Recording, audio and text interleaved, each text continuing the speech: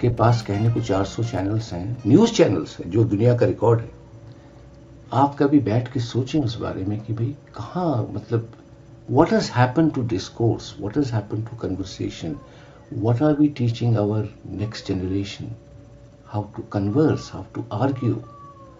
जो गाली गलौज, आई एम नॉट एक्सैजरेटिंग, गाली गलौज वो बिलीव भी नहीं करते, रखते हैं उसको, उससे और लोग देखते हैं, फिर वो उसके कैनिबलाइज होता है, वो छोटे छोटे उसमें दिखाया जाता है, लोग देखते हैं, शेयर करते हैं ग्रुप्स में। तो बहुत अरसा पहले जब ये शुरू हो रहा था, मैंने एक आर्टिकल लिखा था, उसको मैंने इसको बोला था तमाशा टेलीविजन। एक तरह का मिस इन्फॉर्मेशन, डिसइन्फॉर्मेशन कैंपेन जो चल रहा है, वेपनाइजेशन ऑफ इंफॉर्मेशन जो हो रहा है, और how AI is putting it at a different category all together. और अभी ध्यान रखा जाए, ये अभी तो क्रोलिंग कर रहा है, अभी तो ये पैदा हुआ है। जब ये जवान मुस्तंदा बन जाएगा तो सोचिए क्या पावर होगी इसकी। That worries me. होमोजेनाइजेशन जो हो रहा है ना, कि लोगों को अपनी तहजीब, अपनी जुबान, अपनी संस्कृति, उसका एक वल्गर वर्जन आप देखते हैं, जो आप भारत में देख रहे हैं और मुल्कों में देख रहे हैं, which is like electoral and vulgar and not particularly sophisticated. लेकिन वो भी एक फैक्टर है। जब एआई और ज्यादा इंपॉर्टेंट हो जाएगा लोगों के जीवन में, तो सोचेंगे कि यार क्या है ये तो। और जिस एरिया में भी हूं मैं, इस महीने के आखिर तक, वहां तो और ज्यादा है, क्योंकि ऑलरेडी एक कन्फॉर्मिस्ट सोसाइटी है। सवाल नहीं करते लोग, पार्टी जो कह रही कर रहे, उसके बाद एआई आ गया उसके टॉप में। So be prepared for billion people जो आ रहे हैं कि भाई हम तो बिल्कुल ट्रेंड है, मशीन ने ट्रेन किया हमें। हेलो, नमस्कार, आदाब। मेरा नाम परवेज आलम है और मैं हाजिर हूं सिनेंग की पॉडकास्ट सीरीज लंदन वार्ता के एक और एपिसोड के साथ। लंदन वार्ता में हम मीडिया पर एक मिनी सीरीज पेश कर रहे हैं। पहले 2 एपिसोड में आपने सुना भारत की बहुत ही मशहूर पत्रकार, सहाफ़ी, एडिटर भी रह चुकी हैं, और जो प्रसार भारती बोर्ड है उसकी चेयरपर्सन भी रह चुकी हैं, मृणाल पांडे को। और उसके बाद हमने रुख किया पाकिस्तान का, और हमने इंटरव्यू किया वसतुल्लाह खान को, जो कि बीबीसी उर्दू में एक लंबे वक्त रहे, मेरे यहाँ लंदन में बड़े प्यारे दोस्त और कोलीग थे। और उसके बाद में डॉन न्यूज़ पर एक टेलीविज़न के प्रोग्राम करते हैं, एंकर हैं। इसके अलावा गज़ब के ब्लॉगर हैं, बहुत सारी दिलचस्प बातें कहते हैं। और ये दोनों इंटरव्यू मतलब सीरियस लेवल पे कह सकते हैं, थोड़े से वायरल हुए हैं, हज़ारों लोगों ने उनको देखा है। तो मैं समझता हूँ उनको भी देख लीजिए, ताकि एक कंप्लीट पिक्चर हमारे सामने आ सके कि आज दुनिया भर में मीडिया कहाँ है और भारत और पाकिस्तान में मीडिया कहाँ है। और इस वक्त मेरे साथ हांगकांग से ऑनलाइन मौजूद हैं प्रोफेसर दया ठुसू। प्रोफेसर दया ठुसू जो हैं, बुनियादी तौर पे कश्मीर से आते हैं, भारत से आते हैं, लेकिन एक लंबा वक्त आपने यहाँ लंदन में गुजारा है। वेस्टमिंस्टर यूनिवर्सिटी में कम्युनिकेशन, जर्नलिज्म, मीडिया, इस सब के प्रोफेसर रहे हैं। तब से मैं इनको जानता हूं, एक लंबा वक्त हो गया, 20 साल 25 साल कह सकते हैं। लेकिन आजकल हांगकांग में आप हांगकांग बैप्टिस्ट यूनिवर्सिटी में प्रोफेसर हैं, कम्युनिकेशन वगैरह वगैरह ये सारे सब्जेक्ट्स पढ़ाते हैं, इन पर लिखते हैं। इसके अलावा बहुत ही लंबा इंट्रोडक्शन है, जो मैं समझता हूँ यहाँ वीडियो पर स्क्रॉल जो चल रहा है उसमें आप देख सकते हैं, पढ़ सकते हैं, और गुफ्तगू के दौरान बहुत सारी बातें निकल कर आपके साथ में सामने आएंगी। प्रोफेसर दया ठुसू, पहला सवाल मेरा यही है कि दुनिया भर में आज इस वक्त ऐसा लगता है कि मीडिया पर, ख़ास तौर पर मैं जर्नलिज्म, पत्रकारिता, सहाफ़त की बात कर रहा हूँ, लोगों का विश्वास उठ रहा है। जिसको वो वॉच डॉग समझते थे, 4th कॉलम मानते थे, चौथा स्तंभ कहते थे, क्या क्या कहा जाता था मीडिया, पत्रकारिता पर। लेकिन ऐसा लगता है कि वो लोग अपने आप को ठगा हुआ महसूस करते हैं। They feel disappointed, as if they have lost their faith in today's journalism. आप इस बात से इत्तेफाक करते हैं कि ऐसा कहीं कुछ हुआ है? पहले तो परवेज भाई, मैं आपको मुबारकबाद देता हूं कि आपने ये सीरीज शुरू की है, और स्पेशली मीडिया पे आप बात कर रहे हैं, जो बहुत ही अहम सब्जेक्ट है। And this subject I think it doesn't get as much prominence as it deserves. तो उसके लिए आपको धन्यवाद, और मुझे बुलाने के लिए और भी ज़्यादा धन्यवाद। जो मीडिया में हो रहा है अभी, आपकी, बल्कि मीडिया कहना गलत है, कम्युनिकेशन कहना चाहिए हमको, क्योंकि मीडिया उसका एक हिस्सा है, और उस पर्टिकुलर हिस्से पे काफ़ी प्रहार हुआ है इन रिसेंट ईयर्स। चाहे वो मार्केट फोर्सेस हैं, चाहे वो सरकारी या टेक्नोलॉजिकल फोर्सेस हैं which have fundamentally changed the mass media in the world.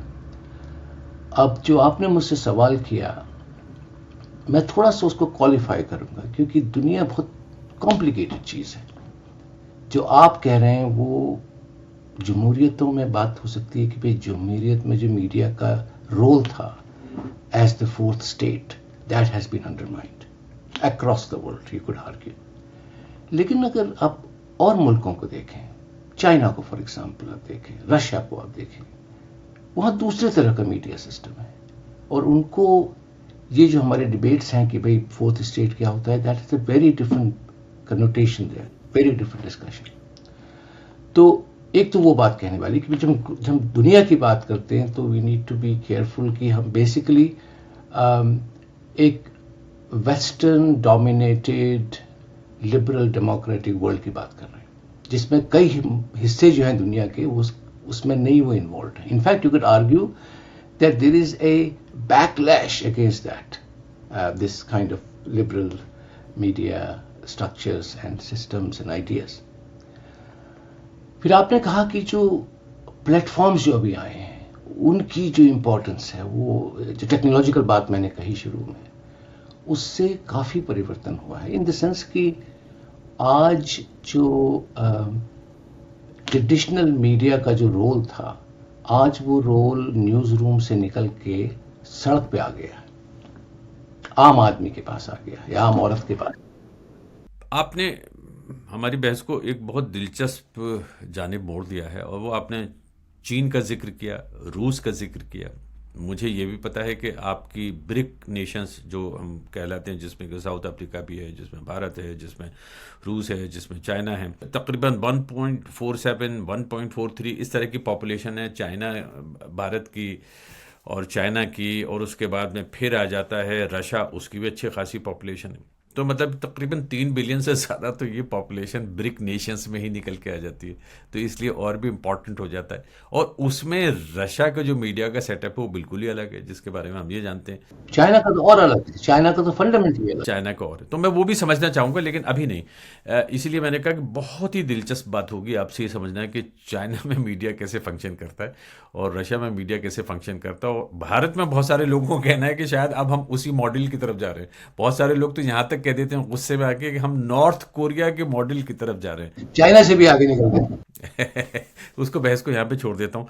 मैं आपसे ये जानना चाहता हूँ कि आपने खुद ही बात की कि टेक्निकल प्लेटफॉर्म, इसमें क्या इस तरह का रोल आ जाता है कि ये जो सोशल मीडिया वगैरह का जो राइज हुआ है पिछले 15 सालों में, ख़ासतौर पे हमने देखा, इसकी वजह से मीडिया के अलग अलग प्लेटफॉर्म जो ट्रेडिशनल होते थे उनको नुकसान पहुंचा. और इसके बैकड्रॉप में एक रिपोर्ट है रॉयटर्स की, रॉयटर्स इंस्टीट्यूट जो है, जो रॉयटर्स दुनिया की बहुत बड़ी समाचार संस्था है, न्यूज़ एजेंसी है, और उसका जो इंस्टीट्यूट है खासा बड़ा दिलचस्प काम करता है. सन 2026 में उनकी एक रिपोर्ट आई है, गजब की रिपोर्ट है, जो कि डिजिटल न्यूज़ रिपोर्ट कहलाती है. और उसमें वो साफ अल्फाज में ये बात कहते हैं कि न्यूज़ में ट्रस्ट लोगों का कम हो गया है, पहली बात. और दूसरी बात वो ये कहते हैं कि जो news consumption in favour of social media and video networks has gone up. Correct. तो इस रिपोर्ट के बारे में बात कर लेते हैं. इस रिपोर्ट में 3-4 चीज़ें वो कौन सी हैं जिनको आप हाईलाइट करना चाहेंगे? अच्छा, मैं तो इससे काफ़ी वाकिफ़ हूँ, क्योंकि मैं इसको यूज़ करता हूँ अपने पढ़ाई लिखाई में, क्लासेस में. रॉयटर्स इंस्टीट्यूट की जो एनुअल रिपोर्ट आती है, ये एक सर्वे होता है ग्लोबल तो नहीं होता, कई हिस्से वो नहीं टच करते हैं, जैसे रशिया को वो नहीं बात करेंगे, चाइना के बारे में बात नहीं करेंगे. अपने खित्ते में जो मुल्क हैं उनके बारे में बहुत कम बात होती है, बहुत वो ऐसे मार्जिनल कहीं उन्होंने डेटा दे दिया. एसेंशियली वेस्टर्न डेमोक्रेसीज का वो खेल है. और उसमें जो ट्रेंड उन्होंने, जो आपने 2026 की रिपोर्ट में बात की है, वो ट्रेंड काफ़ी अरसे से चल रहा है, एटलीस्ट लास्ट डिकेड और सो, कि जो सो कॉल्ड लेगेसी मीडिया है, they are losing audience to this new kind of social media. So the argument is that it is in some ways democratizing information, it's democratizing journalism, it's journalism from below rather than from above. There are no gatekeepers. You know एक वो उसका direct debate है कि भाई इससे दुनिया में काफ़ी इंफॉर्मेशन आ रही है और काफ़ी स्रोतों से इंफॉर्मेशन आ रही है। उसका जो दूसरा आर्ग्यूमेंट जो पलट के उसमें आप बात कर सकते हैं वो ये है कि ये प्लेटफॉर्म्स कौन प्रोवाइड कर रहा है। ये विदाउट एक्सेप्शन ये अमेरिकन प्लेटफॉर्म्स हैं, ये सब कैलिफोर्निया में बेस्ड है और इन प्लेटफॉर्म्स के पास इतनी ताकत है आज कि वो सरकारें बदल सकते हैं। राइट आपने देखा जब मिस्टर ट्रंप पहली बार प्रेसिडेंट बने थे तो some of the platforms actually deplatformed him, meaning कि जो दुनिया का सबसे पावरफुल आदमी है, इलेक्टेड प्रेसिडेंट है, वो प्लेटफॉर्म्स में नहीं आ सकता, उसको रोक दिया गया, उसको बैन कर दिया गया। लेकिन उसमें दिलचस्प बात यह है कि उसे तब किया जब वो उसे पता था प्लेटफॉर्म की वो इलेक्शन हार गया। He is not going to come back to power. This happened in 2020। तो अगर आप उतने पावरफुल शख्स को डीप्लेटफॉर्म कर सकते हैं, वो पावर है आपके पास। Just imagine what can they do to a journalistic argument. एक छोटी सी बात मैं यहाँ पे ऐड कर रहा हूँ आप ही की बात के समर्थन में, वो ये कि अभी हाल ही में भारत के प्रधानमंत्री नरेंद्र मोदी ने एक वर्टिकल फॉर्मेट में एक अपना रात को तकरीबन 12 बजे के आसपास वीडियो जारी किया। 5 घंटे तक मेटा जो है यानी कि जो इंस्टा और फेसबुक का मालिक है, व्हाट्सएप का भी मालिक है, वो उसमें बैठा रहा। खुदा जाने क्यों उन्होंने वो किया नहीं, जिसकी वजह से भारत में इस बात पे बहुत हंगामा है और गवर्नमेंट जो है वो बहुत ही सख्त कदम उठाने वाली है मेटा के खिलाफ, ये कह दिया गया है। तो आपकी बात बिल्कुल सही है कि वो ये बड़े मजबूत प्लेटफॉर्म्स हैं। बिल्कुल। और दूसरा उसमें यह है कि चलिए भारत बहुत बड़ा देश है, इन जितने अपने मेटा के जो जितने उनके मेन प्लेटफॉर्म्स हैं, उनका सबसे बड़ा जो बाजार है वो भारत है, चाहे वो व्हाट्सएप है या फेसबुक है। तो they have to be careful कि भाई हम ऑफर नहीं कर सकते इनको। कल उन्होंने कह दिया कि आप निकलो यहाँ से तो हमें नुकसान होगा। But in a smaller country they could do anything they want. दूसरा है कि वो कोई अकाउंटेबिलिटी नहीं है। जैसे पहले होता ना कि आप अगर न्यूयॉर्क टाइम्स में एक आर्टिकल छपता है या बीबीसी कोई रिपोर्ट छापता है या ब्रॉडकास्ट करता है तो उसमें एक there are systems in place कि भाई उनका एक एडिटोरियल पोजीशन होती है। You may agree with it और disagree with it, but they have a certain professional output which has a very long history of how you do journalism in public interest. तो अभी ये जो लहर आई है पिछले दशक से, बल्कि ज़्यादा 15 साल हो गए जैसे आपने कहा, तो ये एक तरह की नई मीडिया इकोलॉजी बन गई है जिसमें कोई भी कहीं से कुछ भी बोल सकता है। But then if they want to stop you they have the capacity to deplatform you, to ban you, to stop you, and they do it frequently. मैं आपको एक बड़ा डायरेक्ट एग्जाम्पल देता हूँ। अभी मैंने एक नया I was forced by my friends to buy a new phone, iPhone, मेरा पुराना आईफोन था। तो मेरे क्योंकि मैं आपने जिक्र किया ब्रिक्स कंट्रीज का, तो मैंने उस पर काम किया था। हम लोगों ने 2-3 किताबें की थी उस पर, ब्रिक्स मीडिया पे पहली बार किसी ने उस पर काम किया था। तो हमारे एक मित्र थे, वो फिनलैंड में प्रोफेसर हैं, तो उनका प्रोजेक्ट था। तो मैं ब्रिक्स में इंटरेस्टेड हूँ, तो मैं आरटी को रेगुलरली देखता हूँ, रशिया टुडे। स्पेशली अभी जो हो रहा है, चाहे वो एनर्जी की लड़ाई हो या वो यूक्रेन में जो हो रहा है, तो you need to find out what they are saying, they are important party to it. जैसे आपको पता है लंदन में वो बैन है, यूरोप में वो बैन है, अमेरिका में वो बैन है। तो जब मैंने नया ये लिया फोन, कल ही लिया मैं, तो मेरे पास था वो आरटी उसमें। तो उसने कहा RT not available on Apple store, तो आई कैन नॉट, राइट। हालांकि मैं यहाँ इंटरनेट पे देख सकता हूँ जो मैं लंदन में नहीं देख सकता। तो कहने का मतलब ये कि those so called freedom loving platforms whose motto is to enhance democracy, strengthen it around the world, empower people by information, can be, they can be quite political. Basic मुद्दा है कि ये सियासती काम है, इसमें सियासत जुड़ी हुई है। उसमें बाजार भी जुड़ा हुआ है, क्योंकि जितना बड़ा जैसे मैंने भारत के बारे में कहा, इतना बड़ा मार्केट है, they have to be careful, they can not afford to offend Indian government. If they did, they might lose a lot of revenue. तो अगर आप देखें, जैसे अभी मैं साइनो स्पेस में काम कर रहा हूँ पिछले 7-8 साल से। मैं 1 साल पहले बीजिंग में प्रोफेसर था, वहाँ चिंगहुआ यूनिवर्सिटी है, वहाँ टॉप यूनिवर्सिटी है चाइना की। तो वो उनकी दूसरी दुनिया है, वहाँ का जो प्लेटफॉर्म, उनके अपने प्लेटफॉर्म्स हैं, उनके अपने सिस्टम्स हैं। जब आप जाते हैं तो आपको suddenly, in fact I am going tomorrow to a very interesting part of China on holiday, और मैं सोच रहा हूँ कि यार मैं कैसे, मुझे जीमेल कट जाएगा मेरा, ये कट जाएगा, तो मैं कैसे उसको, how will I communicate, because I have, as all of us have, a lot of not necessarily social media use, but these platforms you use for everyday life. तो एक वो भी कहानी है कि ये जो डिस्कशन है ये चाइना को एक्सक्लूड करता है, और चाइना ने अपना सिस्टम बनाया है, अपने प्लेटफॉर्म्स बनाए हैं, और वो प्लेटफॉर्म्स आज इस सिचुएशन में हैं कि they are not just for the territorial space of China, they are increasingly globalizing as China is globalizing. मैं उसको समझना चाहूँगा आपसे, वो अच्छी तरह से समझना चाहूँगा। मैंने पहले ही कहा था कि मैं तो रूस का सिस्टम है उसको भी समझना चाहता हूँ कि मीडिया कैसे कंट्रोल कर रहे हैं। लेकिन दरअसल क्या है कि अगर आप मुझसे पूछें, मैं यहाँ लंदन में बैठा हूँ, ये दोनों बहुत अच्छी कोई मिसालें तो है नहीं, चाइना की और रूस की, और खुदा ना करे कि मगर अगर आप मुझसे पूछेंगे तो मैं कहूँगा कि मीडिया को मुझे मतलब उनको कहीं ना आइडियलाइज करना पड़े। आई डिसएग्री, आइडियलाइजेशन की बात नहीं है। सवाल ये है कि हम लोग, आप और मैं, हम लोग उस लिबरल डेमोक्रेटिक माहौल में पले बड़े हुए हैं, काम किया है हमने उसमें, तो हम ये एज्यूम कर लेते हैं कि जो अगली पार्टी है वो, क्योंकि जो is framed in a very us and them kind of structure. तो जो मैंने आरटी का जिक्र किया आपको, अभी देखिए, why shouldn't people be watching RT in UK?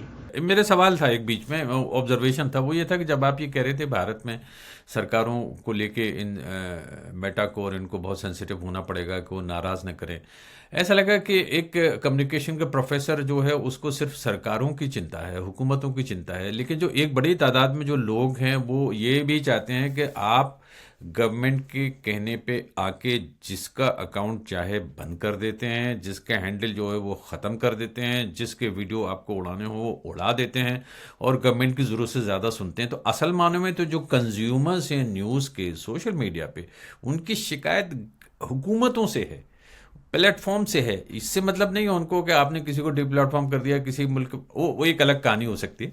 लेकिन मैं ये कह रहा हूँ कि जो आम कंज्यूमर है वो ये चाहता है कि उसकी बात को सामने रखा जाए। उसके जवाब में आप क्या कहते हैं? कोई इसमें डिस्प्यूट नहीं है। अभी जो आपने अभी जिक्र किया कि this is selectively use by governments to control dissent, to control the terms of debate, और मैं तो ये कहूँगा कि despite what we hear about India specifically, about which I know little bit, things are, I mean, this happens. अभी US में देख लीजिए ना क्या हुआ पिछले 2 साल से, गाजा पे देख लीजिए क्या हुआ है, किस तरह से, and not just in media but also in academia, in cultural sphere. तो ये एक तरह का टेंडेंसी दिखाता है, kind of authoritarian tendencies also in democracy, so it's not just in India. अब इंडिया में थोड़ा क्रूडली करते हैं तो ज़रा वो समझ में आता है, but actually some version of it happens everywhere in so called liberal democracy. I will repeat my example of RT. If there is a major conflict going on between, which is essentially Europe versus Russia, and we don't want to know what the other party is saying, we have no idea, we're not interested what they are saying. अच्छा, मुझे समझा दीजिए China का system. आप बता रहे थे, मैंने बीच में आपको टोक दिया था, तो प्लीज जरा बताइए कि चाइना में मीडिया किस तरह से ऑपरेट करता है। चाइना में जो मीडिया है वो सरकारी मीडिया है, इट इज ऑफिशियल मीडिया। और उसमें दूसरी चीज जो बहुत महत्वपूर्ण है वो ये है कि जो उनका इंटरनल मीडिया है और जो उनका एक्सटर्नल मीडिया है, जो बाहर वो भेजते हैं, उसमें बड़ा डिस्टिंक्शन जरूरी है। जैसे आप न्यूयॉर्क टाइम्स पढ़ेंगे तो न्यूयॉर्क टाइम्स का भी एक इंटरनेशनल एडिशन है और न्यूयॉर्क टाइम्स का लोकल यूएस का एडिशन है, तो उसमें कई चीजें कॉमन है, right? They will have foreign page which will be also red by people in the US. या बीबीसी की जो डोमेस्टिक सर्विसेज हैं और बीबीसी का जो वर्ल्ड सर्विस है उसमें कई एलिमेंट्स कॉमन हैं। चीन में बड़ा फर्क है सिस्टम। जो उनका डोमेस्टिक कम्युनिकेशन सिस्टम है वो तो almost entirely party government controlled है, लेकिन उसके अंदर भी एक इंटरेस्टिंग पैंच है, वो ये है कि contrary to popular belief, China is a very क्या कहा जाए aggressively capitalist country। हालांकि वो शब्द उनको बहुत दुखी करता है अगर आप कभी बोल दें उसको। मेरे साथ ये पर्सनल तजुर्बा हुआ है मोर देन वंस। मैं एक दफ़े कहीं बोल रहा था एक अच्छी यूनिवर्सिटी में चाइना में, और मेरा एक स्लाइड का शीर्षक था cyber capitalism with Chinese characteristics, which I think very accurate description। तो उन्होंने कहा नहीं कैपिटलिज्म आप नहीं लिख सकते हैं। जो मेरे होस्ट थे उन्होंने नहीं कैपिटलिज्म मत लिखिए इसको। मैंने कहा क्यों? मेरा कोई पार्टी का बंदा बैठा है फ्रंट रो में तो ही और शी माइट गेट ऑफेंडेड। तो वो they say that we are not capitalist, but आप चीन अगर आप नहीं गए तो मैं आपको रिकमेंड करूंगा आप जाएं। हर भारतीय को जाना चाहिए समझने के लिए कि दुनिया में पश्चिमी उनके अलावा बहुत से पर्सपेक्टिव्स हैं और जो हमारे जैसे मुल्क के लिए बहुत ज़रूरी हैं समझने के लिए। प्राइमरीली बिकॉज जो उन्होंने किया है गरीबी हटाने के लिए वो उसका कोई सानी नहीं है दुनिया में। In one generation they have made a country which has the largest number of people living in extreme poverty. Officially 2020 में उन्होंने अनाउंस किया कि एक्सट्रीम पॉवर्टी इज गॉन। दुनिया में जो यूएन के फिगर होते हैं ना कितने लोग गरीब हैं, उसमें बुनियादी चेंज आ गया because China has moved on to different level. India done very well, but nothing in comparison to what China has achieved। तो जो इंटरनल जो है कम्युनिकेशन वो लोगों को खुश रख रहा है कि भाई तुम party is mother, father, God for you, they are doing stuff for you, they are bringing roads, they are bringing food, etc. etc. At the same time जो उनका सोशल मीडिया है is crassly commercial। Right? You order something and within 5 minutes they deliver it। वो कैसे होता है? Party थोड़ी करती है, वो बिजनेस है, धंधा है, बाजार है, बहुत बड़ा बाजार है। तो एक तो ये इंटरनल डायमेंशन हो गया। फिर उसका जो एक्सटर्नल डायमेंशन है वो एसेंशियली प्रोपेगेंडा है। और आपको शायद ये पता होगा कि चीन में propaganda is not a dirty word, it's a very positive thing कि भाई हम तो पब्लिक इंफॉर्मेशन दे रहे हैं, हम तो अपना पर्सपेक्टिव दुनिया को दे रहे हैं। तो उसमें ये होता है कि जैसे उनके आप जो इंटरनेशनल मीडिया जिस पे मैंने काम किया, आप चाइना डेली देखें, आप CGTN जो है चाइना ग्लोबल टेलीविजन नेटवर्क, आप रेडियो चाइना इंटरनेशनल देखें, आप ग्लोबल टाइम्स देखें जो उनका पॉपुलर अखबार है, अंग्रेजी में छपता है। तो वो बेसिकली चाइनीज सरकार की जो पोजीशन है उसको they put it out there, different editions. मेरी एक छात्रा थी लंदन में, BBC में थी पहले, अभी PhD लिखा उन्होंने मेरे साथ। CGTN जो चाइनीज नेटवर्क है, ग्लोबल नेटवर्क, उसका जो अफ्रीका ऑपरेशन उस पर उन्होंने काम किया। वो केनिया गई थी, उन्होंने वहाँ केनिया में बेस्ड है। और उन्होंने ये देखा कि जो उनका कंपैरिजन BBC अफ्रीका सर्विस के साथ, fascinating work, it's published in book series that I edit. अभी लास्ट ईयर वो किताब आई। तो उसमें उन्होंने ये देखा जो अफ्रीका में जो उनका ऑपरेशन है, it is much more autonomous from Beijing than the CGTN operation in Beijing, which is much more controlled by the party. यहाँ उन्होंने अफ्रीकन को जगह दे रखी, भाई तुम्हें जो अफ्रीकन स्टोरीज करो, अफ्रीकन जर्नलिस्ट रखो, एटसेट्रा। तो एक तो वो बताइए एक्सटर्नल जो उनका सिस्टम है। अब उसमें जो मुश्किल है बड़ी, वो मेरे नजरिए में वो ये है कि ये बड़ा ब्लैंड है, ये सरकारी है, ये ऑफिशियल। अब ये इमेजिन करिए कि अमेरिका का जो मीडिया है जितना पावरफुल है, हमने अभी प्लेटफॉर्म्स की बात की, लेकिन आप कोई भी मीडिया देख लीजिए, चाहे वो हॉलीवुड हो, चाहे वो ब्लूमबर्ग हो, चाहे वो न्यूयॉर्क टाइम्स हो, they are extremely powerful in their own field, they set the agenda. अब आप सोचें एक मोमेंट के लिए कि अमेरिका का जो पूरा ग्लोबल कम्युनिकेशन स्ट्रक्चर है, ये न्यूज मीडिया जो है वो सिर्फ वॉइस ऑफ अमेरिका तक सीमित होता, जो सरकारी है। तो कितना बोरिंग होगा वो, कितना सीमित होगा। उसी आर्टिकल चीन पे आप अप्लाई करें तो it is bland, it is official, so nobody takes it seriously, it lacks credibility. People like me read it because it gives me the basic information. हो क्या रहा है, कहाँ वो पुल बना रहे हैं, कहाँ एयरपोर्ट बना रहे हैं, कहाँ इन्वेस्ट कर रहे हैं, एक्सेट्रा.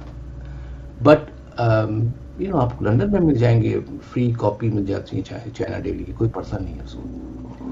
लेकिन उनका लंबा प्रोजेक्ट है. उन्होंने जो ये अंग्रेजी में टेलीविजन चैनल शुरू की वो 2000 में शुरू की, 26 साल हो गए. उनको मालूम है कोई नहीं देख रहा. But they have a long-term plan. कि भाई हमको we have to be there. Now if you contrast that with our own country, in my case India, तो वहाँ अभी तक कितने वर्ष हो गए, अंग्रेजी भी आपको आती है, आपके यहाँ जमहूरियत भी है, आपके यहाँ कई तरह का मीडिया है. Indian presence in the international news sphere is 0.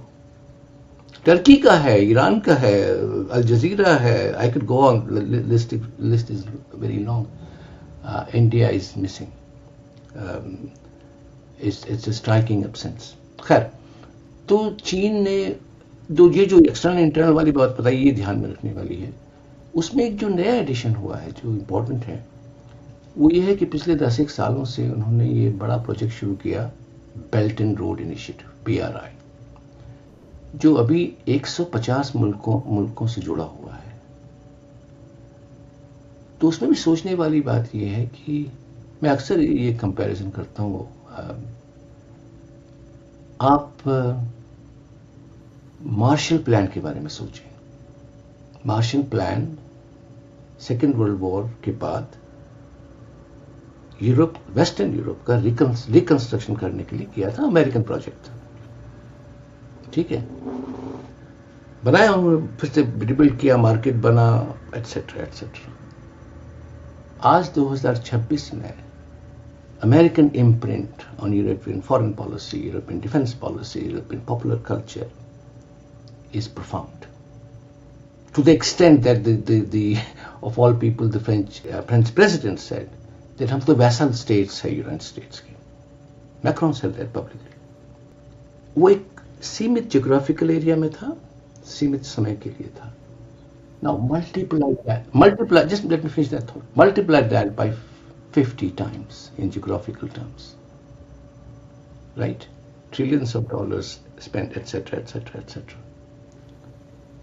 अब फिर सोचिए कि 20 साल बाद क्या होगा उसका इम्पैक्ट. और इसमें अनलाइक मार्शल प्लान, यहां उन्होंने बहुत जबरदस्त डिजिटल इंफ्रास्ट्रक्चर बनाया है, so called digital silk routes. तो कहते हैं अच्छा, अब हम तुमको सैटेलाइट देंगे, हम आपको क्या कहते हैं ब्रॉडबैंड देंगे, उसके बाद हमारा प्रोग्राम दिखाओ, हमारी न्यूज़ दिखाओ, हमारा हिस्टोरिकल ड्रामा दिखाओ, एटसेट्रा एटसेट्रा. तो वो दूरदर्शिता जिसे बोलते हैं ना हम, मुझे इसलिए मैं कह रहा हूँ कि पश्चिम में इस बारे में बहुत सीमित पर्सपेक्टिव, मेरे हम्बल ओपिनियन. और भारत में तो और भी बुरा है, क्योंकि हम तो पश्चिम से लेते हैं उसको, अमरीका क्या करते हैं, फिर रिपीट करते हैं. मैं ये कह रहा हूँ कि इस पर आम आदमी कहाँ चला गया. वो जो न्यूज़ कंज्यूम करते हैं वो क्या सिर्फ यही कंज्यूम करते रहेंगे कि देखिए यहाँ पे पुल बन गया, यहाँ पे ये खुल गया, ये हो गया, या कम्युनिस्ट पार्टी ने ये कर दिया, वो कर दिया. एक प्रोबिटी कहाँ गई. मिसाल के तौर पे जो खबर छपी, पुल टूट गया, पुल टूटने के पीछे कितने लोग शामिल थे बदमाशी में, किसने पैसा किसको उड़ा दिया, पार्टी में किसने किसके साथ बदमाशी की, वगैरह वगैरह. यानी सरकार को, गवर्नमेंट को की अकाउंटेबिलिटी कहाँ है उसमें, उस पूरे सिस्टम में. ये ज़रा सा मुझे समझाइए, चाइनीज सिस्टम में गवर्नमेंट की अकाउंटेबिलिटी कहाँ है.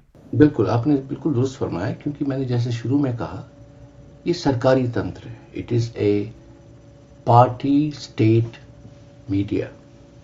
तो वही मैंने आपसे गुजारिश की कि भाई एक लेवल पे तो ये जो पॉलिटिकल डिस्कोर्स चल रहा है कि भाई हम ये ब्रिज बना रहे हैं, एटसेट्रा एटसेट्रा. दूसरे लेवल पे लोग टिकटॉक वर्जन जो उनका है वो देख रहे हैं. मेजॉरिटी में लोग वही देख रहे हैं, वो खुश हैं उससे. और ये बहुत पुरानी टेक्निक है लोगों को खुश रखने की. एक बड़ी फेमस किताब आई थी, आपने शायद पढ़ी हो या सुना उसके बारे में, it's called amusing ourselves to death. ये सन 80 में छपी थी. नील पोस्टमैन के प्रोफेसर थे न्यूयॉर्क यूनिवर्सिटी, उनकी किताब है. तो वो तो तब घबराए हुए थे कि भाई ये अभी ये केबल टीवी आ गया है, इससे जो हमारे पुराने नेटवर्क्स थे, CBS, NBC वगैरह, वो तो अब लोग नहीं देखेंगे, नेशनल न्यूज़ नहीं देखेंगे, लोग कूड़ा देख रहे हैं। तो अभी तो वो कितने साल हो गए उसके, 50 साल होने को आए जब किताब छपी थी। तो वो आजमाया हुआ वो है फार्मूला कि you keep people busy with things which don't matter. चीनी सरकार बेवकूफ वो यही कर रही है कि तुम देखो ये, और जैसे जो मैंने आपकी BRI का जिक्र किया, तो BRI में कई प्रोजेक्ट्स हैं जो are horrendously gone wrong. Their flagship project is China-Pakistan Economic Corridor, $60 billion, etc. उसमें कई मसले हैं जो आपको मुझको पता है और लोगों को पता है, right, which is their flagship project. लेकिन मैं जो इंडिकेट कर रहा था, मैंने कहा कि जो उनका एम्बिशन है, इसीलिए मैंने मार्शल प्लान का जिक्र किया कि अगर आप बड़े पर्सपेक्टिव में उसको देखें, तो मैं तो मतलब चीजों का अध्ययन करता हूं, मैं आई कांट थिंक ऑफ एक इक्विवेलेंट एग्जाम्पल। मैं ये कह रहा हूं कि जिसको जर्नलिज्म कहते थे, जिसमें प्रोबिटी होती थी, जिसमें इन्वेस्टिगेशन होते थे, जिसमें अकाउंटेबिलिटी होती थी, जिसमें क्वेश्चन होते थे, जिसमें कहा जाता है कि चौथा पिलर है पिछली सदी में, भले वो था या नहीं था, ठीक है, जो पिछली सदी की हम बात कर रहे हैं, वो मॉडल तो बिल्कुल ही ख़त्म हो गया। आज की तारीख में अगर आपको सही खबर हासिल करनी है, चाइना में ढंग से आपको हासिल करना है, एक क्राइसिस वो है कि आपने जैसे कहा कि आप ये सारे अखबार हैं देख लेते हैं, कौन लोग हैं, कितने लोग हैं जो सारे अखबार पढ़ लेते हैं। मैं 3-4 अखबार पढ़ लेता हूँ, मुझे शौक है पढ़ने का। मैं ये कह रहा हूँ कि जो आम जो जेन ज़ी जिसकी हम बात करते हैं, वो तो सीधे सीधे वीडियो पे जाती है और सोशल मीडिया पे जाती है, वहाँ से खबरें लेती है। अब वहाँ से उसको जैसी खबरें मिल जाएंगी, मतलब जो भी आपका इकोसिस्टम है वो उसको ले उड़ेगा। तो सच का क्या हुआ, सो कॉल्ड जो ऑब्जेक्टिव जो ट्रूथ था उसका क्या हुआ? एक उस प्रोफेसर के हैसियत से मुझे जवाब दीजिए कि जर्नलिज्म का क्या हुआ, जो गुड ओल्ड जर्नलिज्म। नहीं, एक तो पहले उस पर क्वेश्चन हो सकता है वो गुड ओल्ड कितना गुड ओल्ड था। मैं तो यूके में 88 से रह रहा हूँ, तो जो मेरे मुल्क के बारे में आपके जो पुराना एम्प्लॉयर्स थे वो लिखते रहे या बोलते रहे, मुझे बुनियादी समस्या है, because it's a very limited view, not to say very colonial view, tainted with a particular perspective, and not just about India, about the majority world.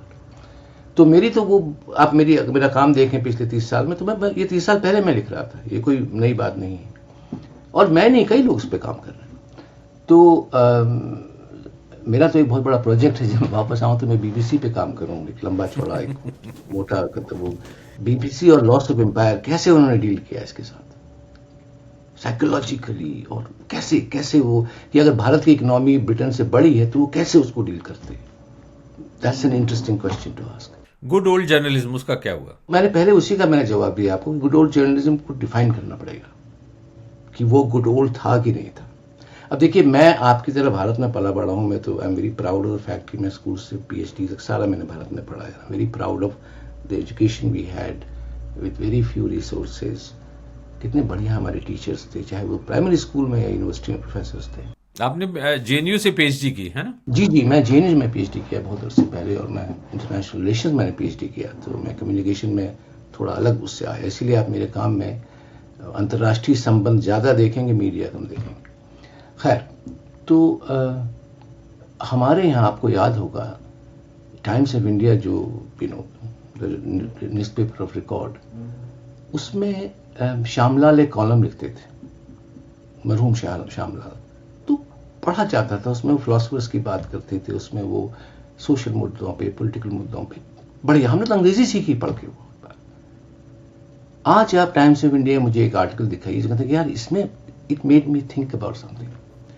तो एक लेवल जो आप कह रहे हैं, एग्री कि भाई एक जमाना था कि उसमें, अब आप ये कह सकते हैं वो एलिटिस्ट था, वो सिर्फ हम शास्त्र की बात कर रहे हैं, या हम एग्जिस्टेंस की बात कर रहे हैं, या हम उपनिषद की बात कर रहे हैं, वो जो भी आज पॉपुलराइज हो गया है। तो अब आप बॉलीवुड की बात करिए, आप देखिए ना अपने टेलीविजन में किताबों पे कितना जिक्र होता है, साइंस पे कितना जिक्र होता है। None of the national channels have a science correspondent. None of the national newspapers have a rural development correspondent. Sainath हुआ करते थे, उसके बाद कोई नहीं। तो हुआ ये कि जो आप जिसको आप वैलराइज कर रहे हैं कि बच्चे अब कूड़ा देख रहे हैं फोन पे, it has also meant A lot of cognitive dissonance. मैं इसलिए बता रहा हूँ कि मैं यूनिवर्सिटी में पढ़ाता हूँ, मैं अपने बच्चों को देखता हूँ जिस तरह से वो ऐसे लिखते हैं या आर्ग्यूमेंट करते हैं, the vocabulary they have, the sense of argumentation they used to have lost it. मैं सोचता हूँ कहीं उसका मीडिया से ताल्लुक है कि अगर आप देखिए, मेरे 2 बच्चे हैं, दोनों बड़े हो गए हैं अब तो, they are all in decent jobs. When they were growing up in London, they were watching the BBC. उसमें कोई ऐड नहीं है, अभी भी ऐड नहीं है बीबीसी। अब कितने ब्रॉडकास्टर दुनिया में है जहां आप कह सकते हैं कि यार हम ग्लोबली ऑपरेट करते हैं और हम तरह तरह के प्रोग्राम बनाते हैं, हम तो न्यूज़ पे बात कर रहे हैं, but look at there output in terms of literature, science, history, archaeology, natural world, etcetera etcetera. तो वो जो ट्रेडिशन आई वुड से, जो वो पब्लिक सर्विस ब्रॉडकास्टिंग का जो ट्रेडिशन था, जो कमजोर हो गया लेकिन गया नहीं है। आज भी अगर रॉयटर्स की रिपोर्ट्स देखें, not just 26 but previous reports also, BBC still has a sizable chunk of the audience in the UK, even today in 2026. तो उस लेवल पे आज या भारत की सिचुएशन देख लीजिए, अभी भी जो पुराने अखबार हैं, people like you and me are still reading it, right? तो एक तरह का वो है कि भाई इसमें कुछ डिस्कशन है, कोई डिबेट है, कोई इंटेलिजेंट कन्वर्सेशन है। वो shouting matches that you see on television channels are no substitute for that. And now what is happening with this 10 second TikTok generation जो है, वो मुझे as an academic, as a हितैषी of intelligent conversation, I feel offended कि बच्चे क्या कर रहे हैं, what are they doing, they are looking at this inane things in my view, and they're popular and people are getting money. उसमें जो data की चोरी हो रही है वो दूसरी कहानी है, उसमें we can have a podcast about itself. लेकिन कहने का मतलब है कि ब्रिटेन में है ना फ्रेज डमिंग डाउन, पुराना फ्रेज है, 90s का फ्रेज है, तो उसका काउंटर है कि नहीं, people are rising up, they are actually exposed to so much more stuff and they can, which is true. अगर आप चाहें दुनिया में क्या हो रहा है, within 10 seconds you can find a lot more information, which wasn't the case in Britain. आपने बड़ी अच्छी बात कही है, जो डमिंग डाउन है।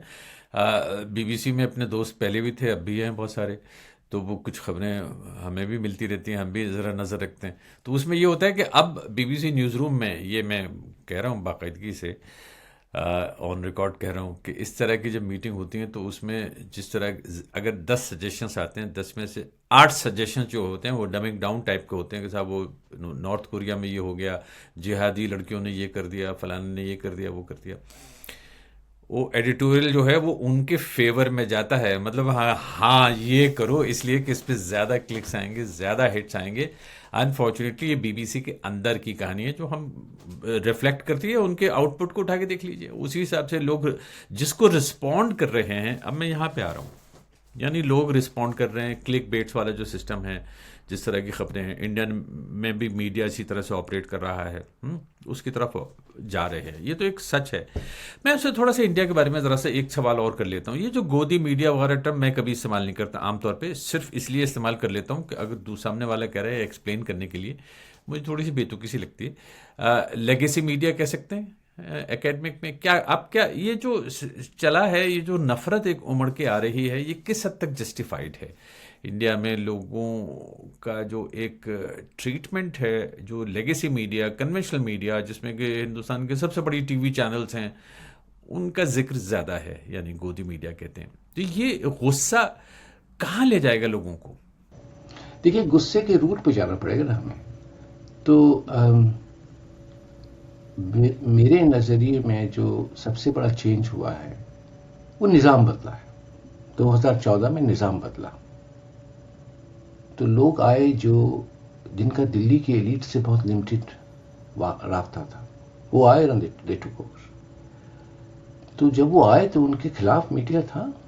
ये एक्चुअली बहुत इंटरेस्टिंग कहानी है कि कैसे उन्होंने within 5 years they neutralize that and the next few years they took control.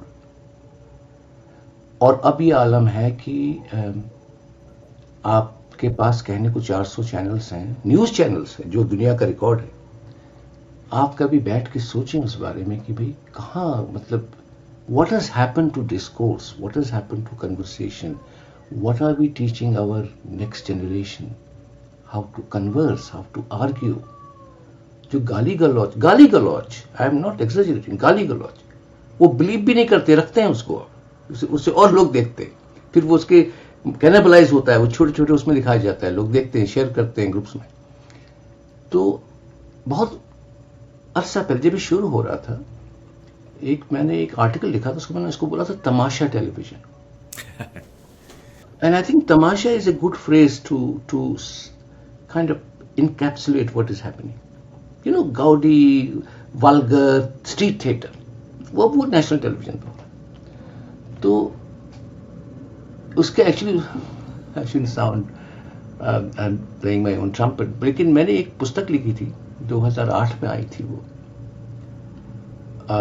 उसका शीर्षक था न्यूज एज एंटरटेनमेंट और उसका सब टाइटल था the rise of global infotainment. पहली किताब है, आप उसको सेज में आई थी लंदन में, आप देखेंगे तो मिल जाएगी आपको. तो उसमें मैंने वो पूरा फिनोमेना चार्ट किया है कि दुनिया भर में क्या हो रहा है, ईस्टर्न यूरोप में, पब्लिक सर्विस ब्रॉडकास्टिंग ट्रेडिशन में. और of course this whole chapter in it I called it Bollywoodization of news. और एक्चुअली जब वो सुशांत राजपूत वाला किस्सा हुआ ना, तो मैंने देखो ये एक्चुअल बॉलीवुडाइजेशन हो रहा है कि वो पूरा हाईचेक कर लिया उन्हें पूरा एयर टाइम. तो अनफॉर्चुनेटली वो देखिए, आपको याद होगा एक बहुत जबरदस्त फिल्म आई थी in my mind, to my mind one of the best films ever made in Hindi, Garam Hava, Urdu. Balraj Sahni, M S सेठियों की फिल्म है. उसमें बहुत जबरदस्त डायलॉग है आखिर में. आपको याद होगा उसमें वो जो मेन कैरेक्टर है, बलराज साहनी का कैरेक्टर है, फिनोमिनल एक्टर. तो वो उनकी एक फैक्ट्री है वहाँ आगरे में, चमड़े के काम करते हैं. और उनका जो वो अपनी हवेली से फैक्ट्री जाते, तो जो उनको ले जाता है टांगे में, वो एक हिंदू बंदा है. वो पुश्तैनी ले जा रहा है उनको, उस परिवार को. तो आज़ादी मिल जाती है, 47 आ जाता है. तो सडनली दिस टांगे वाला says to this rich man, respected man, कि मियाँ इतने पैसे, कुछ पैसे, मियाँ बोलता है उसको. तो ये बड़ा सभ्य आदमी, ये चुप रहता है. तो साउथ का बेटा है Farooq Sheikh, he gets very angry. तो बलराज साहनी से, मुझे एग्जैक्ट डायलॉग याद नहीं, but it's a very profound thing he says to him. He says कि यार, डायलॉग एग्जैक्ट याद नहीं, कहता कि देखो नई नई आज़ादी मिली है, तो लोग अपने लेवल पे ही उसको इंटरप्रेट करेंगे. तो ये टांगे वाला है, ये कहता है ये मुसलमान है, मैं हिंदू, अब मेरा राज आ गया, हम पार्टीशन हो गया, एक्सेट्रा एक्सेट्रा, तो मैं इससे ऐसे बात करूँ. तो अगर आप हमारे जो भारत के संदर्भ में जो हुआ है मीडिया के साथ, तो शुरू में आप ये आर्गुमेंट कर सकते थे कि भाई नई नई आज़ादी मिली है और लोग उसको इस्तेमाल कर रहे हैं, मार्केट फोर्सेस एक्सेट्रा एक्सेट्रा. अब उसमें भी समय हो गया ना आपको, ये the market open 20 years ago. So rather than getting any better, my sense is it's getting worse. और उसमें जो आपने शुरू किया था कन्वर्सेशन की, जो सोशल मीडिया का रोल है, उससे वो जो डमिंग डाउन है वो इस लेवल पे आ गई है कि अभी आपने देखा जो दिल्ली में हुआ, people are abusing the top leadership of the country in a language which would be anathema for anybody half decent. और वो टेलीविजन पे आ रहा है, नेशनल टेलीविजन पे आ रहा है, और फिर प्राइम मिनिस्टर उसको रिस्पॉन्ड कर रहा है कि उसको मालूम है कि मुझे इनसे उनकी भाषा में बोलना है. तो आप ये सोचिए कि जो वो कहते हैं डिफाइलिंग द डिस्कोर्स, गंदगी जो आ गई है नेशनल डिस्कोर्स में. और ये I could go on about what's happening in the United States, वो दूसरी कहानी. तो हमारे कल्चर में या हमारे पब्लिक डिस्कोर्स में वो बात रिलेटिवली नहीं है. It's a new thing, right? And I blame the whole ecological revolution जो हुआ है मीडिया में, कि सब कुछ चलता है. और उसका एक तरह का जो आपने पहले जिक्र किया, यू एलुडेटेड कि भाई ये सबको मिल रहा है, हमारा जमहूरियत है, नीचे से आवाज़ आ रही है, तो लोग अपनी अपनी भाषा में बोलेंगे, अपने तरीके से बोलेंगे. Why should it be set by somebody up there?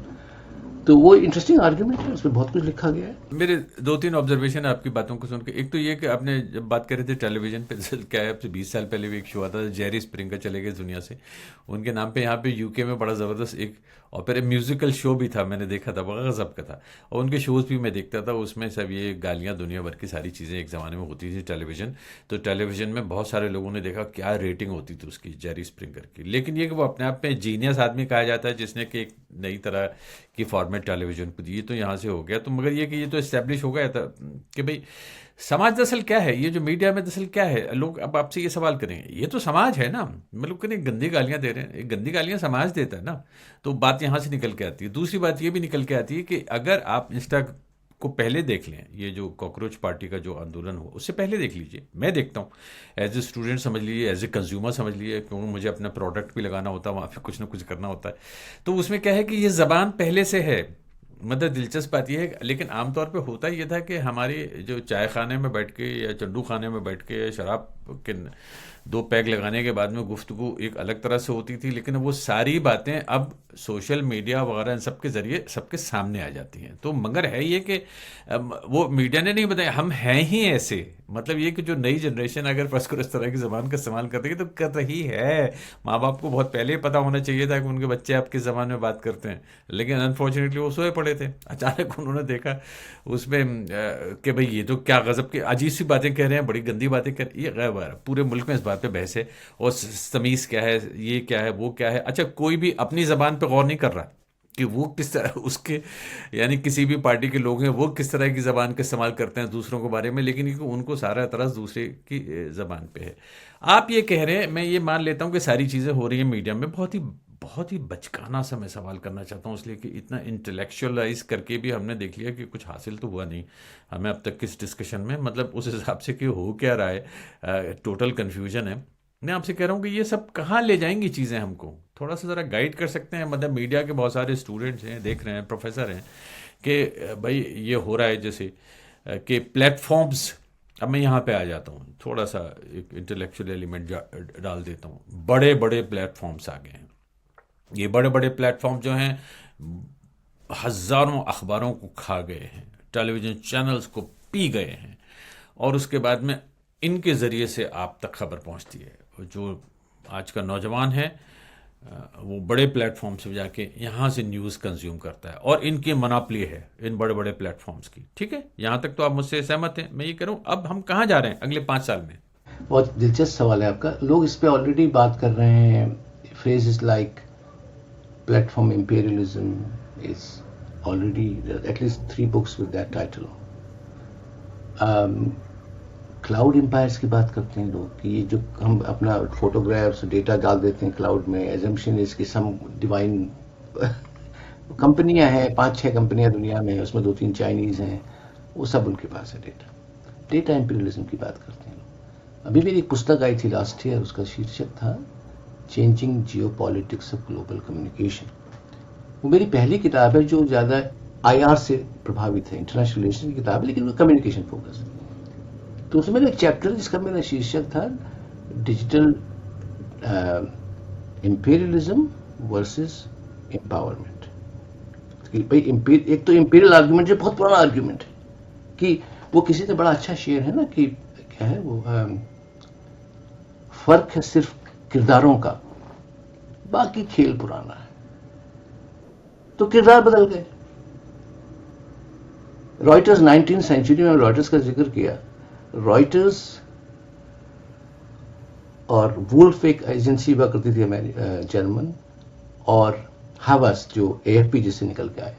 In 3 companies ने 1870s में पूरी दुनिया को डिवाइड किया। भाई हम इंटरनेशनल न्यूज बनाएंगे, सर्कुलेट करेंगे, आप बांट लीजिए, आप साउथ अफ्रीका देखिए, आप एशिया देखिए, आप एटसेट्रा। वो चला 50 साल। वो कार्टेल बोलते थे, न्यूज कार्टेल, राइट। तो आज लोग कह रहे हैं कि भाई वो एक कार्टेल से इनके 5-6 ग्रुप हैं, आपस में बात करते हैं, शेयर करते हैं इंफॉर्मेशन, लड़ते भी हैं कुछ टेरिटरीज पे, as if that wasn't bad enough. उसमें जो नया गुल खुला है वो AI का है। तब ये सोचिए ना, AI जो है अभी 2024 से आया ना, ओपन AI 2023 के आगे आया। 3 साल में सब जगह घुस गया है। तो हो ये रहा है कि जो हमारी एक जनरेशन है, आज actually yesterday I was talking to somebody friend of mine, हम लोग एक रेस्टोरेंट में बैठे थे, तो मैंने उसका एक जिक्र किया एक प्रोफेसर का, मैंने कहा बड़ा अच्छा काम है उसका। तो उसने कौन है, मैं उसका नाम नहीं पहचान, मैं नाम बताया वो पहचान नहीं पाई उसका। तो उसने कहा उसने AI से पूछा, तो आया उसका नाम, उसका तस्वीर दूसरी थी, किसी और महिला की तस्वीर थी। तो मैंने कहा नहीं ये नहीं, मैं जानता हूँ इसको, ये मित्र है मेरी। This is AI at very high level AI।